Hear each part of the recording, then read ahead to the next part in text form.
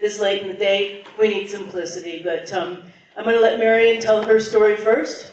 I want you to welcome Marian Sheridan. Thank you. Great to see so many faces I recognize out there. So, I know it's like the middle of the day and everybody's been here for a while. How about everybody stand up for a second? Let's get a good stretch in, huh? Get our circulation going. Yeah. Great. Do we have some Trump supporters in the crowd? Yeah! Okay, work those lungs. That'll get our blood circulating. Okay, so you can sit down. Unless you want to stand, go ahead. I'll just take it as I got a permanent standing ovation. So I've been involved in the grassroots for the past 10 years. You may know that I'm the founder of one of the founders of Lakes Area Tea Party.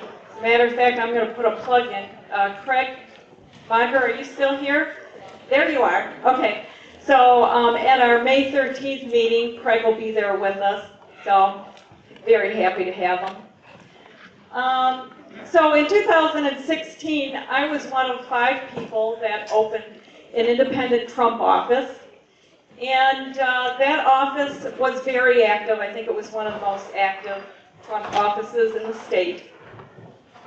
We had a lot of people coming into that office. Man, it was just a revolving door. And we worked very closely with the Trump campaign director, Scott Hagerstrom. So pretty much any time he would call us, we could provide 50 to 60 volunteers for any number of Trump rallies that were happening that October. Not only did we provide volunteers for the Trump rallies, but we did for Donald Trump Jr., Eric, Sarah Palin, Mike Pence. It was a wild 2 weeks there, wasn't it? Did anybody here go to any of those events when Trump was in during those last 2 weeks? They were awesome. So this one morning, we were supposed to go and provide volunteers for Don Jr. And I'm not usually the first one out the door, and I'm often the last one, because there's always one more thing that I've got to do. Boy, did I pay that morning. It came to our understanding that they were looking for volunteers. Now this was the Monday before the election. So it came to our attention that they needed some volunteers down at Cobo Hall. And I didn't really know what was going on or what happens at Cobo Hall but I quickly found out that absentee ballots from all of Wayne County are counted in the basement of Cobo Hall. Now that is 65,000 ballots. So here we are the day before the election, and there isn't anyone that is scheduled to oversee this count. I mean, I can't even tell you how panicked I was to learn this. It was just like, and if I had known then that Trump had only won by 10,704 votes, I would have been out of my mind. So we had people that would come into the office that day, and they're like, is there something that I can do? And it's like, my sister actually came in to help me, and we'd like grab these people and say, yes, here's a list of everybody that's ever visited this office. You need to call them. We need to find out if they're going to volunteer, if they'll volunteer to go to Cobo Hall. This is what it entailed. This is why I think it was so self-sacrificing of these people. They had to immediately absentee vote themselves because they would have a chance to on election day.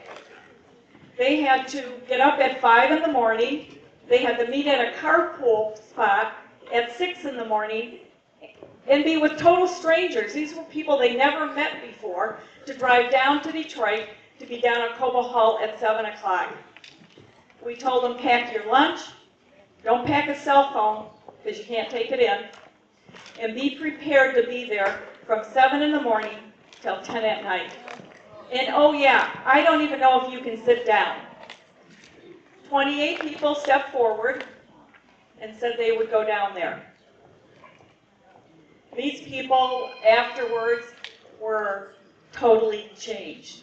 As volunteers, they got what it is that they possibly very well could have done. Now, while they were down there, this is, let me skip ahead just a little bit. I want to go to the recount. Everybody remember the recount? Yeah, I did it. Man. So the counting, the box number has to match the count. There's a count on a book, and it's got to match the count number that's on the box. And if it doesn't, then you can't recount it. So that happened in over 56% of the boxes in Detroit. Now, our Secretary of State said that it was just errors, but that's a little bit too high to just brush it off like that. And if you can't recount it, the number stands as how it was counted. So what is ever to motivate a clerk to do it right? There is nothing. Okay, so then 2018, a group of us once again went down to Cobo Hall. There were 35 of us. And we got together afterwards and compared notes. And this is what we universally found. Ballots are being duplicated in Cobo Hall. You go to fill out a ballot, and then you hand it in as an AV vote. Now, when it gets to the AV counting board, they're looking at this, and there's a mark on it, or something's not clear. So they put it in a bin to be duplicated. So the bins are filling up, and we're kind of like, so there's 35 of us, and we are trying to oversee how they're going to duplicate these ballots. And they are duplicating, you have a poll worker that was hired and paid just the week before, trained, and they're just sitting there many times by themselves filling out the ballots.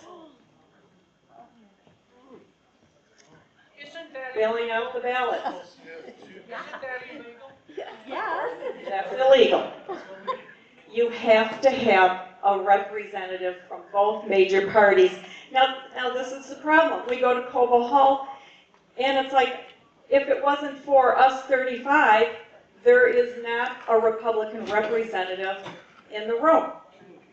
So, and there certainly aren't Republican representatives at every county board. So these people are in, I think they're short on help. So whatever, they know. I'm sure that in their training, they were not told, just go ahead and fill out the ballots on your own. So I think Penny's not here, is she? Okay, so at one point I was standing back and I'm watching Penny Kreider, and she actually pulls a chair up to the county board. It was great.